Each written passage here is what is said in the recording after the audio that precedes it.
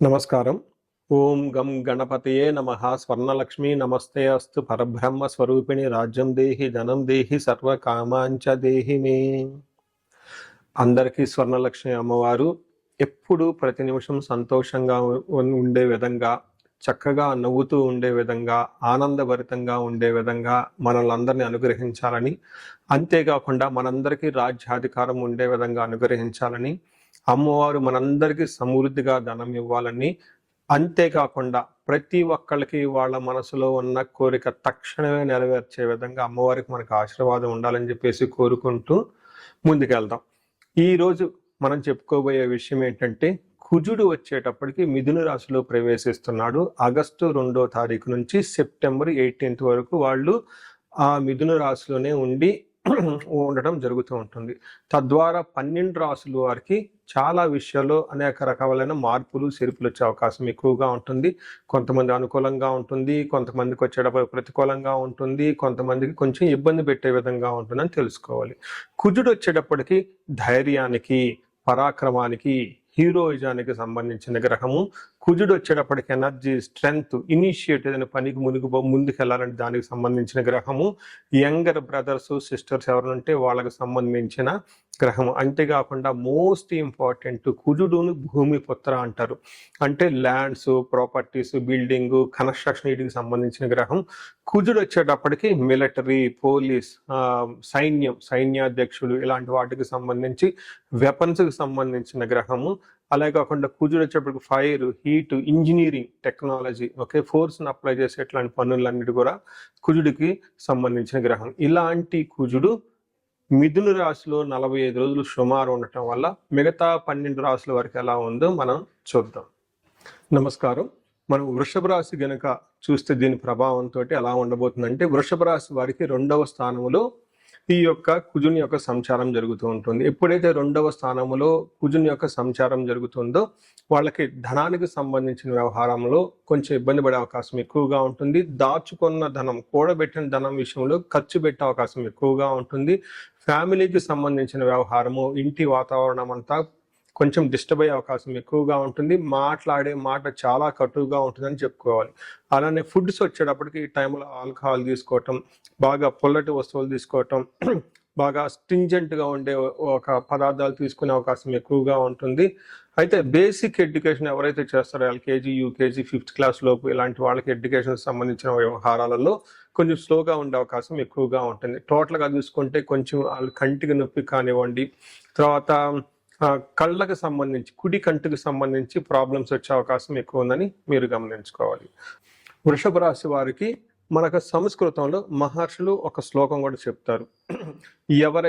ఎవరికైతే 2వ స్థానంలో కుజుడు ఉంటే ఏం జరుగుతుంది అనే దాని గురించి. దీనికి ఏం చెప్తారంటే, అసత్వం సతతం క్లేశనాశ సర్వకార్య వినాశనం సదా దుర్జన సంపర్క భీతి స్యాద్ ధనకే కుజ అంటారు. అంటే దీని ప్రకారం ఏంటంటే, అసత్వం అంటే ఎనర్జీ లేకుండా ఉండటం, తర్వాత సతతం క్లేశ ఎప్పుడు ఏదో ఒక విషయం గురించి బాధపడే అవకాశం ఎక్కువగా ఉంటుంది. ముఖ్యంగా గుర్తుపెట్టుకోండి, సర్వకార్య వినాశనం, ఏదైనా గనక పని చేస్తే అందులో ఆటంకాలు ఉంటాయని తెలుసుకోవాలి. నెక్స్ట్ చెప్పబోయే చాలా ముఖ్యమైనదండి, సదా దుర్జన సంపర్క. ఎప్పుడు మీ చుట్టూ చెడ్డవాళ్ళు ఉంటారని గమనించుకోండి.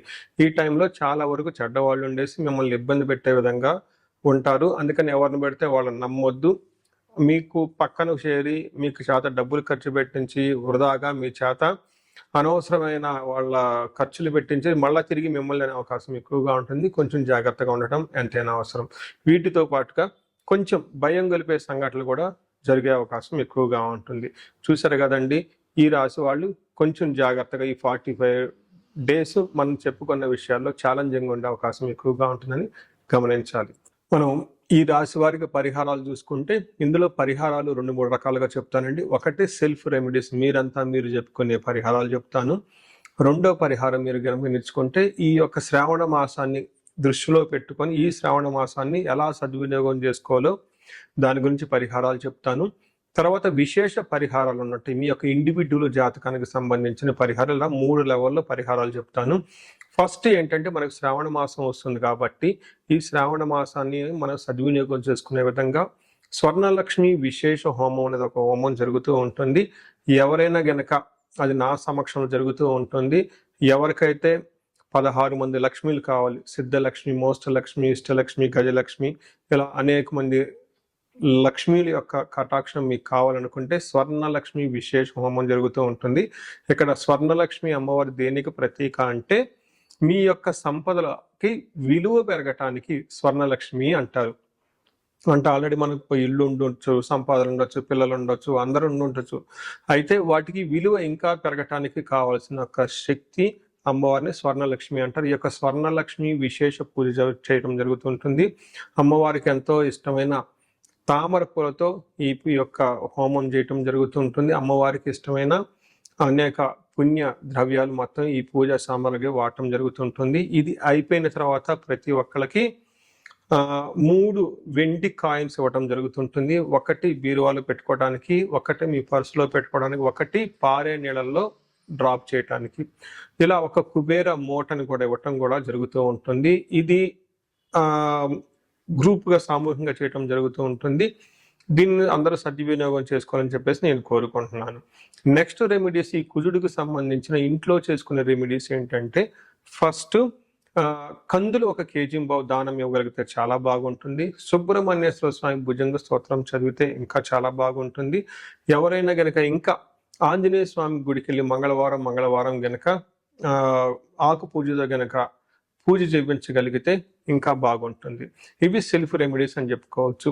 విశేష రెమెడీస్ అన్ని కొన్ని ఉంటాయి. ఇవేంటంటే మీ యొక్క ఇండివిడ్యువల్గా జాతకంలో ఏదైనా గనక దోషాలున్నా, గ్రహశాంతులున్నా అవి ఒకసారి జాతక చక్రం చూపించుకుంటే బాగుంటుంది. ముఖ్యంగా ఎవరి వయసు అయితే 40 సంవత్సరాలు +/- 5 years అంటే 35 to 45, 50 ఈ రేంజ్లో ఉండి సక్సెస్ఫుల్గా 10 years ట్రాక్ రికార్డ్, ఎడ్యుకేషన్ ఉండి, ప్రొఫెషనల్ ట్రాక్ రికార్డ్ ఉండి, అంతా బాగుండి ఎక్కడో కనుక లైఫ్లో మీకు ఆగిపోయారన్న ఒక ఫీలింగ్ వచ్చేసి ఉంటే దానికి కారణం మీకున్న శాపాలు యాక్టివేట్ అయ్యి ఉంటాయని గమనించుకోండి. దానికి కారణం మీ యొక్క జాతక చక్రంలో ఉన్న గ్రహాల యొక్క చెడు యొక్క దోషాలు మీ మీద ఉందని గమనించుకోవాలి. ఇలా మీకు అనిపిస్తే ఒక్కసారి ఇండివిజువల్గా మీ యొక్క జాతక చక్రం చూపించుకొని తగు పరిహారాలు చేసుకోవాలని చెప్పేసి కోరుకుంటున్నాను. అందరూ ఇప్పుడు విధంగా స్వర్ణలక్ష్మి విశేష హోమంతో పాటు హెల్త్ బాగా లేకపోతే మృత్యుంజయ హోమము, ఆయుష హోమం చేయించుకోవటము, భార్యాభర్తలకు అందరికి అన్యోన్య దాంపత్య పాశుపత హోమం చేయించుకోవటం, ఎలాంటి పరిష్కారాలను కానీ సరే రాహువుకి సంబంధించిన ఇలాంటివి ఉంటే చండీ హోమం చేయించుకోవటం చాలా ముఖ్యం అని చెప్పేసి నేను కోరుకుంటున్నాను. మీ అందరికీ అష్టైశ్వర్యాలు కలగాలని, భోగభాగ్యాలు కలగాలని చెప్పేసి నేను కోరుకుంటున్నాను. నమస్కారం.